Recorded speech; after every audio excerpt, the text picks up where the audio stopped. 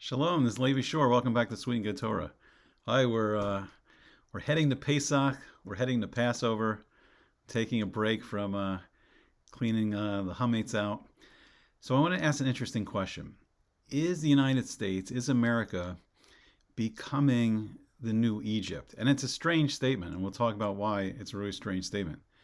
And is President Donald Trump perhaps becoming a new Pharaoh? So to some people, this is not going to sound so crazy, but to other Jewish people, it's going to sound completely mad.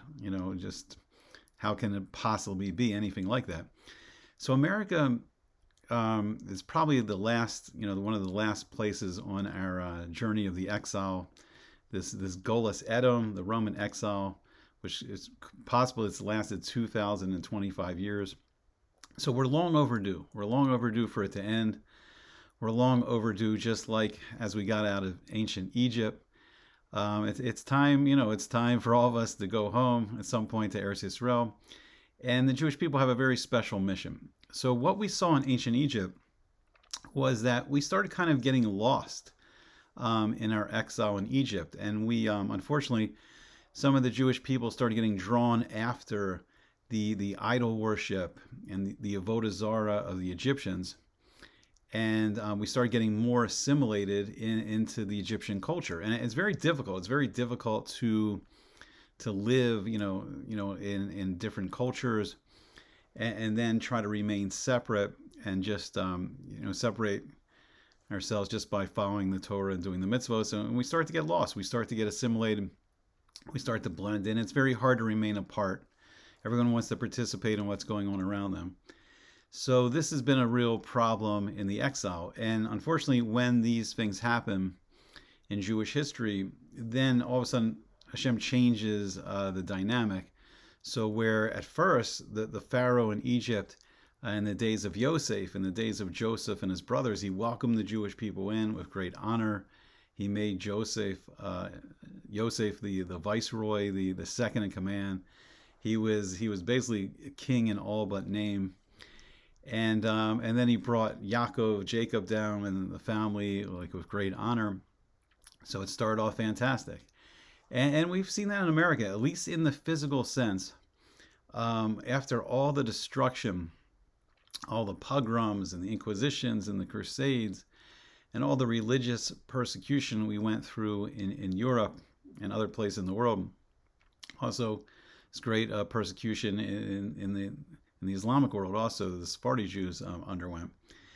But America it was like a breath of fresh air, at least in the physical sense, that no longer was there great people trying to rise up and kill us. And then we had enshrined in the Constitution the ability of religious freedom, so we could freely practice the Torah and do the mitzvahs, and no one was stopping us, and yeshivas began to flourish in America. So everything was going along great. But you've seen now that there's a change. There's unfortunately change in the wind, and we see a rise of antisemitism. And unfortunately, it's coming from both ends of the political spectrum. So you can't just you can't just we'll just go all to the Democrats and they'll save us, because from the far left we see the rise of anti-Semitism. And even after the horrible events of October 7th, there's actually people that will publicly support Hamas after all the killing and just their disgusting behavior we saw on October 7th. People say we publicly support that. And then the right, okay, we'll go to the Republicans.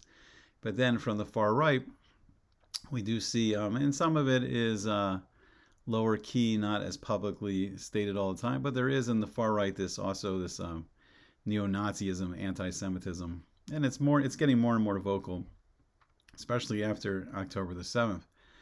So who can we rely on?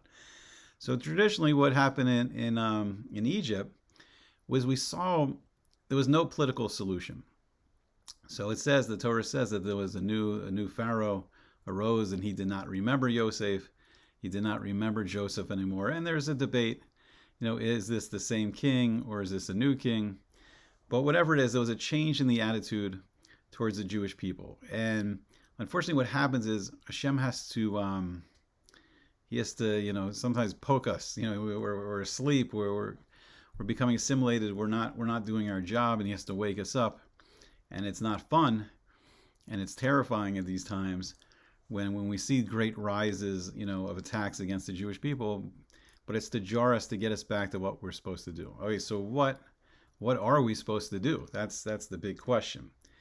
So for thousands of years, 4,000 years now, we've been continuing the mission of Abraham and Sarah, Abraham and Sarah. And their mission was to teach the world about Hashem, that there's only one God, there's one infinite being. And why is this so important?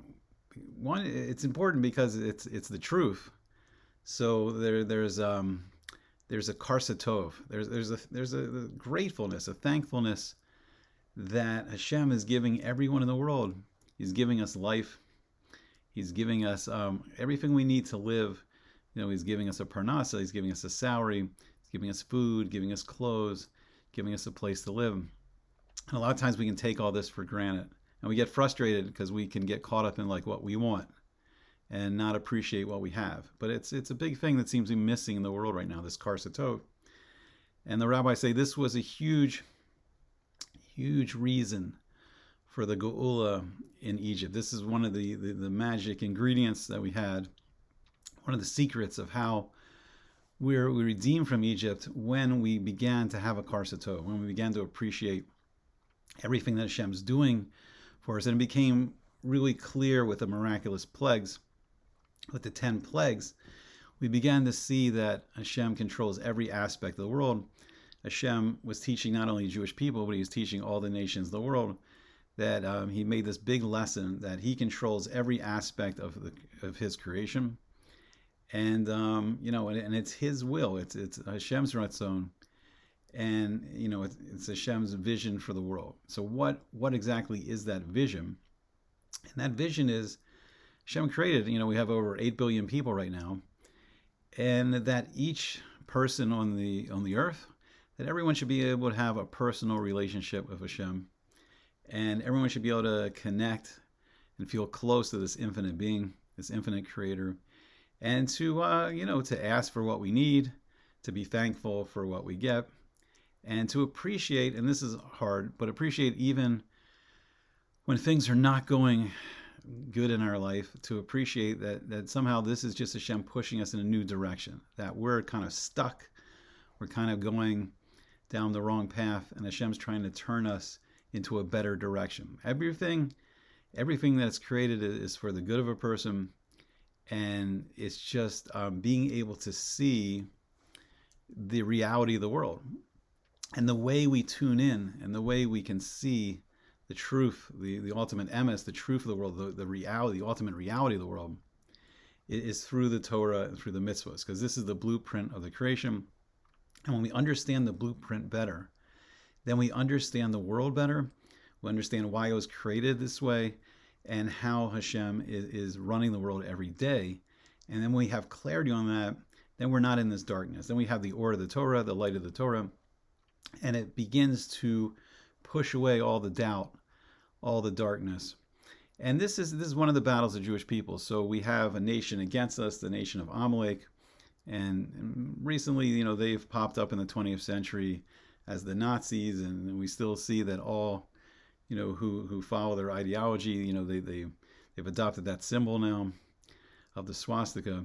And they have the opposite goal. So instead of the goal of the Jewish people of bringing Hashem into the world and teaching Hashem's blueprint of creation, the Torah and the mitzvos, and teaching the world how to grow closer to Hashem, they're trying to create suffix and doubt and bring darkness and confusion into the world. And unfortunately, they seem to be doing a pretty good job right now, because we've never been in a darker point in world history. And there's so much confusion, and there's so much fighting between people. And the world doesn't feel the unity of that there's one infinite being who loves all of mankind, who's created all of mankind, and wants a relationship with all mankind, and wants with the ultimate, the shalom, the peace, the world peace that everyone hopes for so much. but Hashem's already laid out like the plan of how we can get to that. But the problem is we have a hard time following it. We have a hard time following the plan. So what is distracting us from just doing it, right? Wouldn't it be better just to, all the Jewish people were learning Torah during the mitzvos. We have this great, akava, this great love for each other, and it brings, all the nations together. So what's holding us back? So unfortunately, there's two main obstacles. One is what we're trying to get rid of now before Pesach, is the sor sheba'isa. It's the yeast in the dough. It's the yeast that elevates the flour, and it's the arrogance. Sometimes we can become very arrogant and not be humble before Hashem, not see that, all these great things that we're getting from Hashem, and that we have limitations, even though we can have great abilities also. But we have to be, we have to be humble, and we have to make room for other people, and not always put ourselves, on the top. We don't have to be on the top. And this is really the main driving force of the yeast in the dough, is the Yetzer Hara, and everyone inside them has thoughts, running through their head all day, and we're constantly choosing. We have the Yetzer Tov, the good impulse, teaching, trying to influence us to learn Torah, do the mitzvahs, do gemilas chasadim, do kindness for other people. And then we have the Yetzer Hara trying to trick us, trying to seduce us to do the opposite of the mitzvahs, chas v'shalom, to do the averos, to transgress the Torah. And unfortunately, over this long gullus, we've weakened, we've become more assimilated, and we're not anywhere near a physical slavery like we were in Egypt. But in some ways, there is great economic pressure, and you have both parents working, and a lot of people, it's very hard to pay the bills. So there is in some sense a great economic pressure. But one of the most dangerous things we're under right now is we're under a spiritual slavery that most of us, we don't know the Torah so well, and our prime goal in life is not so much doing the mitzvos. That's not sometimes our prime motivation. So we've kind of got distracted from our main goal. So then, as we saw the great redemption in Egypt, Hashem ripped aside, he ripped apart the teva, the laws of physics, and he showed that that there's this infinite being that controls, every aspect, and he brought us out of Egypt. But that was just the first part of our journey. And then we have these 49 days called the Sfiras HaOmer, where we're beginning to elevate ourselves, and we're preparing ourselves for the next event, the Matan Torah, the giving of the Torah on Har Sinai and Mount Sinai, which we celebrate the holiday of Shavuos. And then now the Torah was being given to the Jewish people to now be able to teach it to the whole world. And then the third step is that we build a Mishkan. That we, in the Midbar, when we were in the desert for 40 years, we built this movable temple.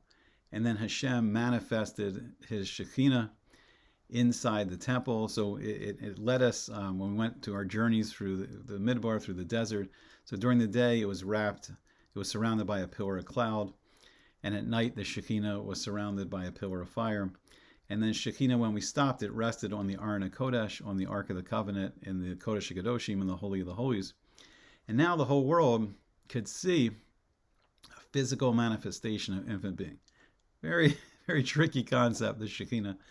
Maybe at some point I can do a video on the nature of the Shekinah. So if you're familiar with Kabbalah, the Shekinah is related to the Sephira Bina, and Bina is associated with Olam Haba, so the world to come. So it's a greater revelation of Hashem in the world, a greater clarity of Hashem, and the Shekinah is a glimpse into the greatness of a world that is living in peace and has a clear relationship with the infinite Creator. So then the final part of the journey is then to come back into Eretz Yisrael and then build a permanent Beis HaMikdash, a temple in Jerusalem, on the Har HaBayis, on the Temple Mount. And the first temple was built by Shlomo HaMelech, King Solomon. And then the second temple was rebuilt by Ezra and Nehemiah, and then Bezrat Hashem, who knows, maybe we're finally getting close, and we'll see the coming of Mashiach ben Yosef and Mashiach ben David, and we'll see the building of the third temple. Okay, so what's all this business with America being Egypt, and Donald Trump being the Pharaoh, the Paro? So, right, it seems very strange. Like America, right, in a lot of ways has been very good to the Jewish people, but there seems to be something changing, right? And we've seen, like, there's a lot of anti-Semitism on the college campuses, and unfortunately there's, greater anti-Semitic attacks. So we're beginning to not feel as welcome. But one of the worst aspects here is really the spiritual slavery, in a sense, that we've been so assimilated into American culture that you'll see a lot of Jewish people just very involved in these political battles, these political wars between the Democrats and the Republicans. And really, what's always saved us, or our greatest protector, is always been Hashem. It's always been Hashem, our God, and our special relationship that we have with Hashem. And that the fact that this seems, in a way, so foreign to many Jewish people is very scary. And it's scary that, like, a lot of people are looking towards, either the Republicans or the Democrats to save us, and not looking to what's always saved us in the past. And when we get too caught up in the nations we're exiled to, it becomes very dangerous. And we've gone through this pattern again and again and again, all throughout world history. Now, the interesting thing about Donald Trump is he's seen, in some ways, by drastically different extremes.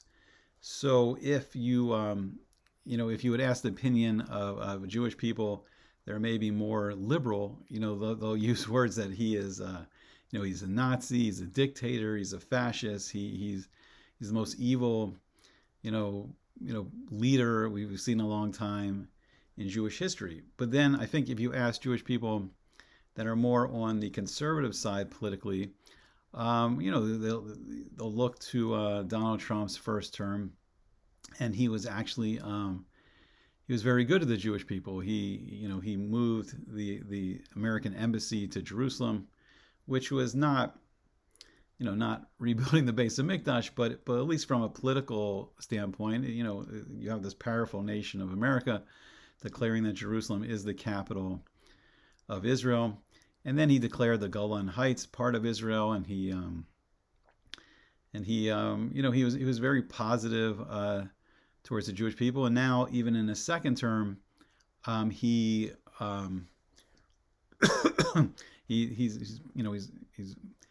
passing legislation, or encouraging Congress to pass legislation to end the anti-Semitism on the college campuses.